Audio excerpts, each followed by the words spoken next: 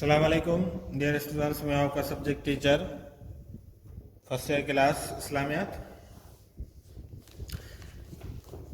ہم نے شرک اور پھر اس کی اقسام پڑھی ہیں۔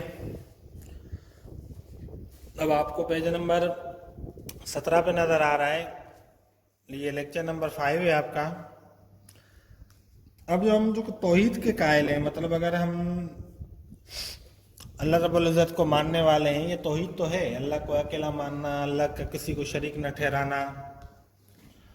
اب اس توحید کا ہماری زندگی پہ کیا اثر بنے گا؟ اگلے لیکچر میں اگلے جو لیکچر ہیں، اگلے جو صفحات ہیں، ان میں جو بات کی گئی ہے وہ یہ کی گئی ہے کہ ہماری زندگی کے اوپر توحید کا کیا اثر ہوگا۔ اب جب شرک نکل گیا کہ اللہ کے سوا کوئی معبود نہیں، اللہ کے سوا کوئی بھی چیز اللہ کے حکم کے بغیر کچھ بھی نہیں کر سکتی، تو اب ہمارے اندر جو ہے نا کوئی کون سی چیزیں پیدا ہوں گی، ان کا بیان ہے۔ سب سے پہلے ہوگی خودداری، یعنی انسان کو یہ یقین ہو جاتا ہے کہ قدرت رکھنے والا صرف اللہ ہے، باقی یہ سارے انسان جو ہے میرے جیسے ہیں، کمزور، بے بس، لاچار، ان کے سامنے میں کیوں جھکوں؟ یہ تو خود کے لیے کچھ نہیں کر سکتے۔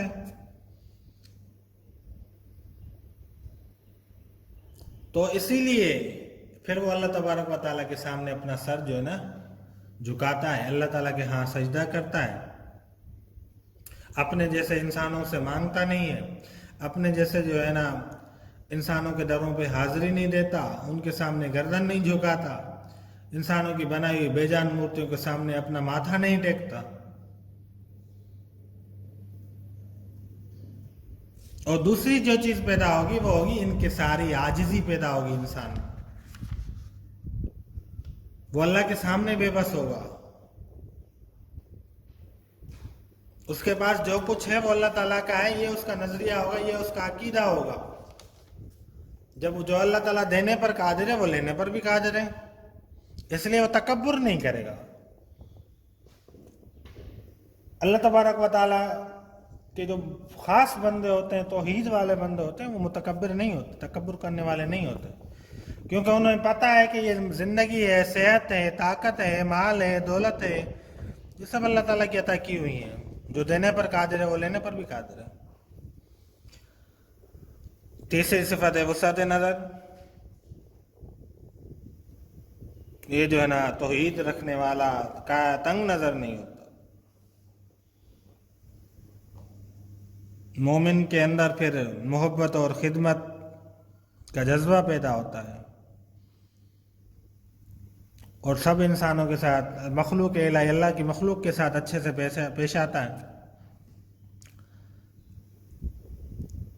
پھر چوتھے نمبر پہ استقامت و بہادری، کہ اس کے اندر ایک مستقل مزاجی آ جاتی ہے، بہادر بن جاتا ہے، کیونکہ اس کے دل میں یہ جب چیز آ جائے گی نا ہماری زندگی میں یا ہمارے دلوں میں کہ ہر چیز اللہ تعالیٰ کی مخلوق ہے اور محتاج ہے، اللہ تعالیٰ کو قدرت ہے، پھر اس عقیدے کے ذریعے ہمارے دلوں سے دوسروں کا خوف نکل جائے گا، پھر کسی بھی بڑے سے بڑے فرعون کے سامنے حق بات کہنے سے ڈٹ جائیں گے، نہیں رکیں گے، مریں گے، کٹیں گے، پھر بھی نہیں رکیں گے، نہ جھکیں گے۔ پانچویں نمبر پہ رجائیت، امید ہوتی ہے، اطمینان ہوتا ہے، مایوسی اور نا امیدی سے جو ہے نا دور ہوتا ہے مسلمان۔ پھر چھٹے نمبر پہ انسان جو ہے نا پرہیزگار بن جاتا ہے، گناہوں سے بچتا ہے، نیک اعمال کی طرف توجہ کرتا ہے۔ اور ساتویں نمبر پہ یہ توکل اللہ، جو سب سے مین اہم چیز ہے توحید کا مقصد، اللہ کی ذات پہ بھروسہ کرنا۔ توکل کیا ہے کہ ہم اسباب اختیار کریں گے، اسباب اختیار کرنے کے بعد ہم جو ہے نا نتیجہ اللہ پہ چھوڑ دیں گے۔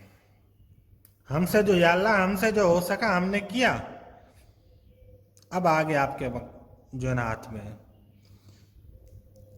اب اس کشتی کو، اب اس معاملے کو پار آپ نے لگانا ہے. ہم سے جو ہو سکا ہم نے کر لیا. تو یہ چیزیں آپ کے سامنے آ گئی، ان کی جو ہے تفصیل بھی آپ کے سامنے آ گئی. اب آپ کا عمر کی یہ ہے کہ آپ ان کو اچھے سے جو ہے نا یاد کریں گے کہ ہمیں انسانی زندگی کے اوپر جو ہے نا عقیدہ توحید کے کیا اثرات ہوتے ہیں. انشاءاللہ اپنے نیکسٹ لیکچر میں ملاقات ہوگی. تب تک کے لیے اللہ حافظ. السلام علیکم.